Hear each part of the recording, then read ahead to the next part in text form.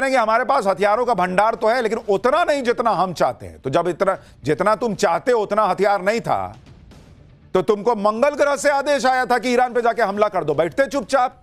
तुम तो over confidence में थे कि अरे इतना हथियार में तो 4 बार ईरान फोड़ आएंगे।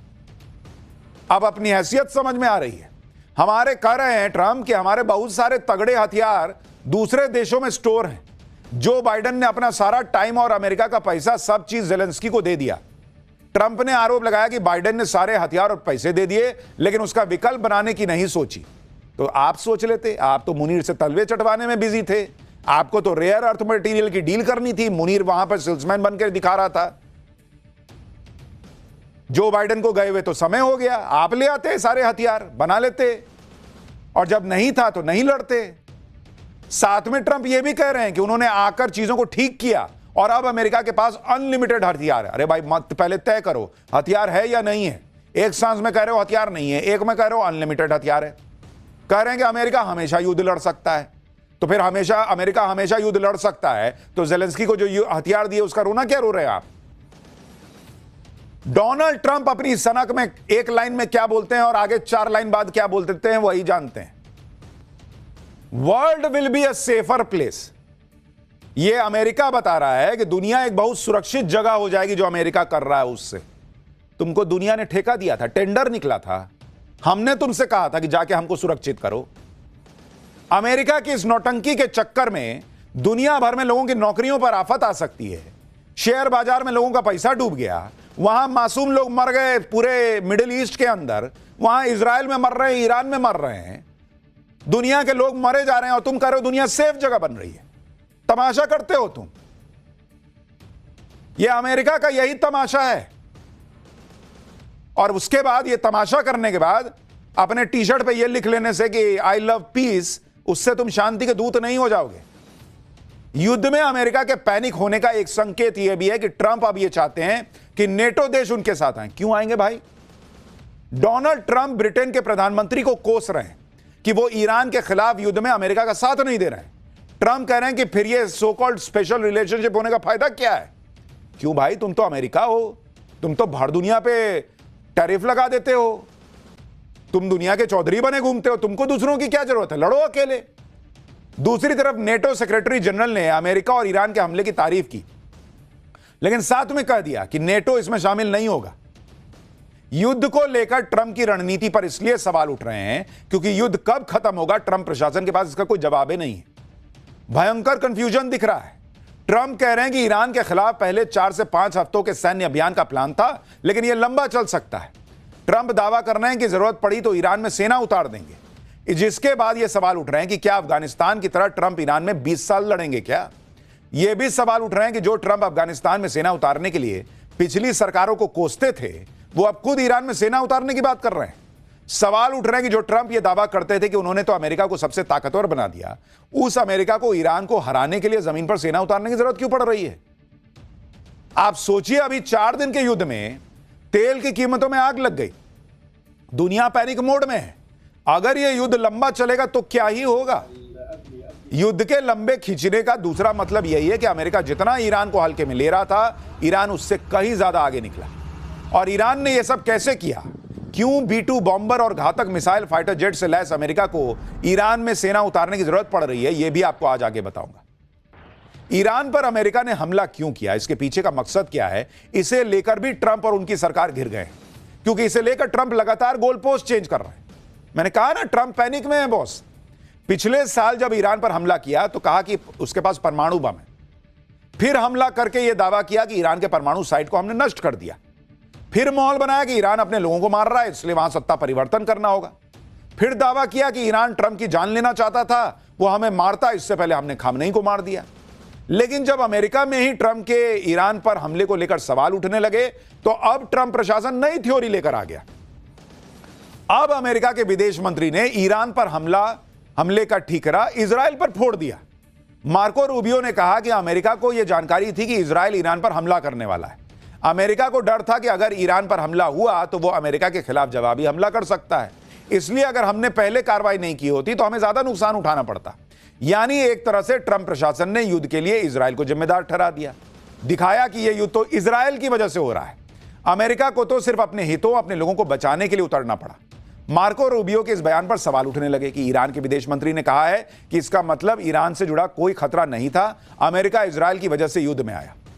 रूस ने भी इस मुद्दे पर अमेरिका को घेरा। रूस के विदेश मंत्री ने कहा कि अभी तक ऐसे कोई सबूत नहीं है जो यह बताए कि ईरान न्यूक्लियर बम बना रहा था।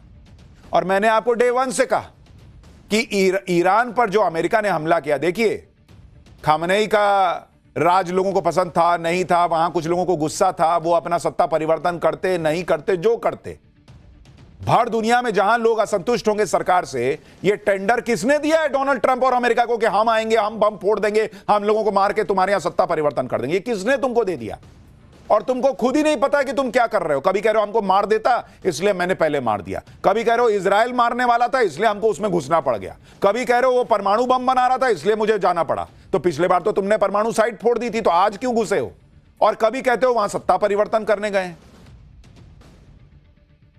सीधी सी बात है, डोनाल्ड ट्रंप घर में घिर गए थे, सुप्रीम कोर्ट का फैसला आ गया था टैरिफ के खिलाफ, पॉपुलैरिटी गिरती जा रही थी, भाई साहब को लगा ये मैं राष्ट्रवाद का चूरन चटा के निकल जाऊंगा। इन्होंने सोचा 2 दिन में निपटा दूंगा, उसके बाद हीरो बन जाऊंगा। यहां लेने के देने पड़ गए। अपने ऊपर उठ रहे सवालों के बीच अब डोनाल्ड ट्रंप युद्ध को लेकर नया दावा कर रहे हैं।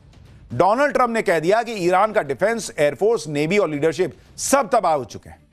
अब ईरान हमसे बातचीत करना चाहता है लेकिन हम नहीं करेंगे क्योंकि बहुत देर हो चुकी है। ए भाई, कितना झूठा आदमी है बॉस। ये कह रहे हैं कि उनका air defence, air force, navy, leadership सब खत्म हो गया। अरे भाई, जब सब खत्म हो गया है तो तुमको ईरान में सेना उतारने की जरूरत क्यों पड़ रही है? अगर सब खत्म ही हो गया है तो तुम बम कौन ची का फोड़ रहे हो? वहां कुआं करके पानी निकालना चाहते हो कि वहां गड्ढा कर रहे हो? खुद क्यों कह रहे हो कि युद्ध लंबा चलेगा जब सब खत्म ही हो गया है? वहां अपनी सेना को क्रिकेट खेलने भेजोगे क्या? ये सारी बातें बताती हैं कि डोनाल्ड ट्रंप पैनिक मोड में है। झूठ पे झूठ, झूठ पे झूठ बोलकर अपने देश के लोगों को ठग रहे हैं, दुनिया को ठग रहे हैं। ट्रंप कह रहे हैं कि ईरान में सब कुछ खत्म कर दिया, लेकिन आज देखिए कि तेहरान में अमेरिका और इजराइल ने मिलकर फिर जबरदस्त बम फोड़े।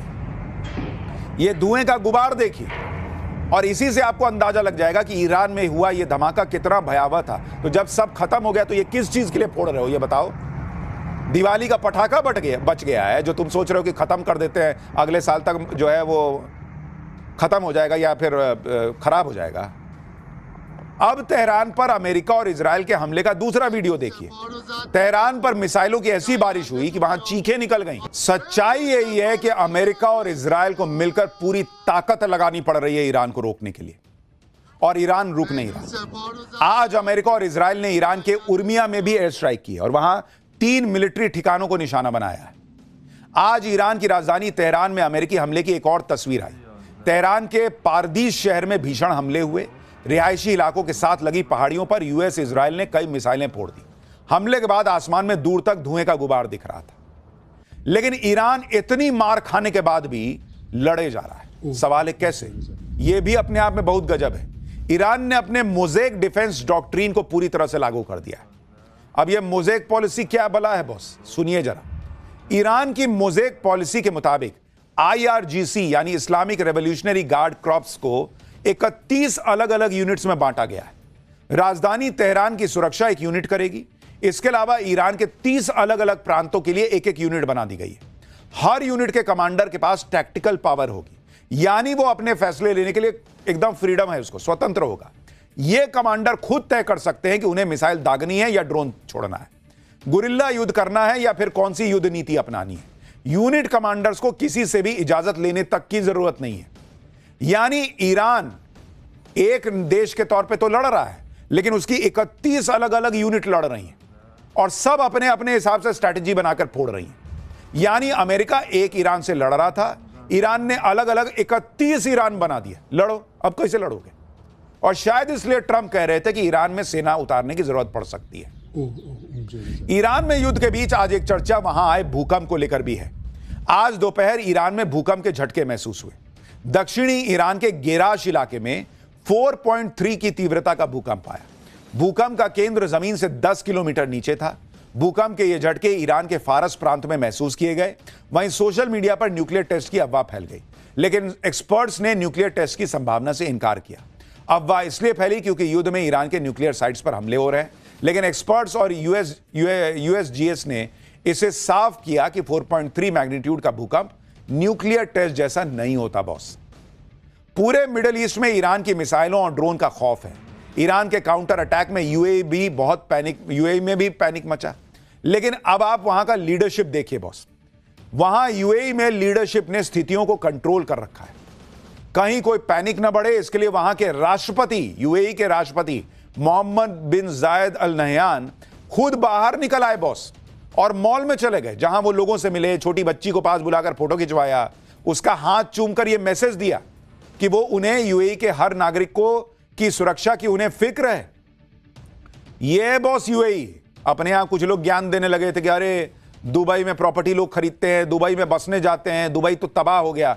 ऐसा नहीं है, दुबई में कुछ जगह विस्फोट हो रहे हैं और कहीं भी युद्ध होता तो ऐसा नहीं कि पूरे शहर में एक साथ बम फटने लगते हैं। लेकिन यूएई अपने लोगों की सुरक्षा के लिए लगा हुआ है, पूरा प्रयास कर रहा है। और अपने देखिए, आप मैसेज देखिए बहुत, राष्ट्रपति चले गए मॉल में ताकि पब्लिक को लगना चाहिए कि चिंता की कोई बात नहीं है, सब सेफ है। यह यूएई में हो रहा है।